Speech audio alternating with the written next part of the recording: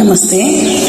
ನಮ್ಮ ಜಾನಪದರು ದೇವರನ್ನ ಬಿಟ್ಟು ಮನುಷ್ಯರನ್ನ ನಂಬಬಾರ್ದು, ಮನುಷ್ಯರನ್ನ ನಂಬಿದ್ರೆ ನೋವು, ದುಃಖ, ಮೋಸ ಇವೆಲ್ಲ ಅನುಭವಿಸ್ಬೇಕಾಗ್ತದೆ. ಆದ್ದರಿಂದ ಮಂದಿಯನ್ನು ನಂಬಬಾರ್ದು ಅನ್ನಲಿಕ್ಕೆ ಬಹಳ ನೇರವಾದ ನಡೆನುಡಿಗಳು ನಮ್ಮ ಜಾನಪದದ್ದು.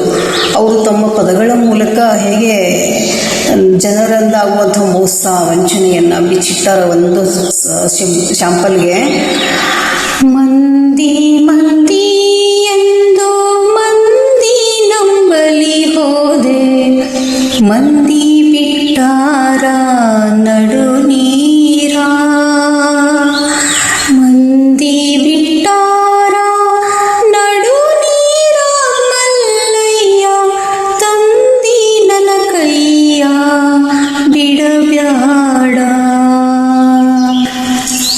ಬೇರೆಯವ್ರ ಮೇಲೆ ಅವಲಂಬಿತರಾಗೋದು, ಬೇರೆಯವರಿಂದ ಏನನ್ನೋ ನಿರೀಕ್ಷೆ ಮಾಡೋದು, ಬೇರೆಯವರ ಆಶ್ರಯದೊಳಗೆ ಇರಬೇಕು ಅನ್ನೋದು ಬಹಳ ಅಪಾಯಕಾರಿ ಸಂಗತಿ.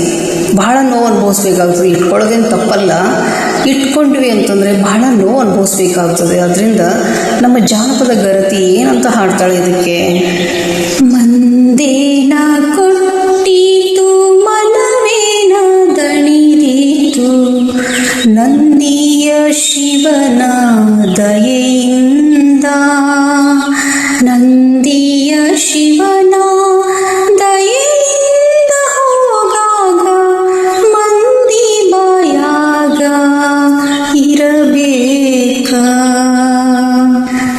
ಜೀವನದ ಜಂಜಾಟಗಳಿಂದ ಬೇಸತ್ತಂಥ ಜನ, ಅದು ಹೆಣ್ಣಾಗಿರ್ಬೋದು ಗಂಡಾಗಿರ್ಬೋದು, ಜನರಿಗೆ ತಮ್ಮ ಸಮಸ್ಯೆಗಳ ಪರಿಹಾರ ಕಾಣದೇನೆ, ದಿಕ್ಕೇ ತೋಚದೆ ಕಂಗಾಲಾದಾಗ, ಸಂಕಟ ಬಂದಾಗ ವೆಂಕಟರಮಣ ಪ್ರತಿಯೊಬ್ಬರು ಮಾಡೋದು ಅದನ್ನೇ.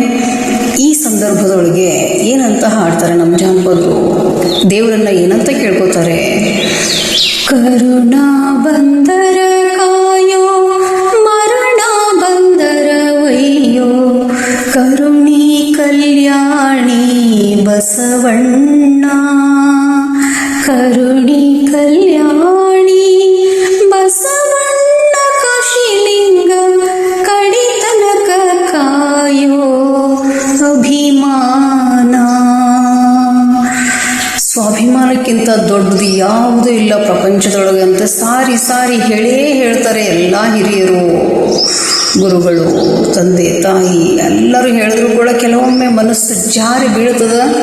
ಸ್ವಾಭಿಮಾನಕ್ಕೆ ಧಕ್ಕೆ ಬಂದಾಗ ಆಗುವಂಥ ಆಘಾತ, ಆ ನೋವು, ತಳಮಳ, ಸಂಕಟ, ಸಿಗಲಿಲ್ಲ ಪ್ರೀತಿ ಅನ್ನೋದಕ್ಕಿಂತ ಮೋಸ ಹೋದ್ನಲ್ಲ ಅನ್ನುವಂಥ ನೋವಿದೆ ನೋಡ್ರಿ.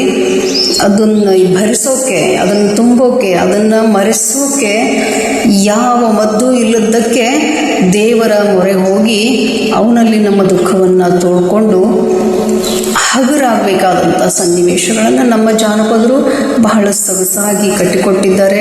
ಕೇಳಿದ್ದಕ್ಕೆ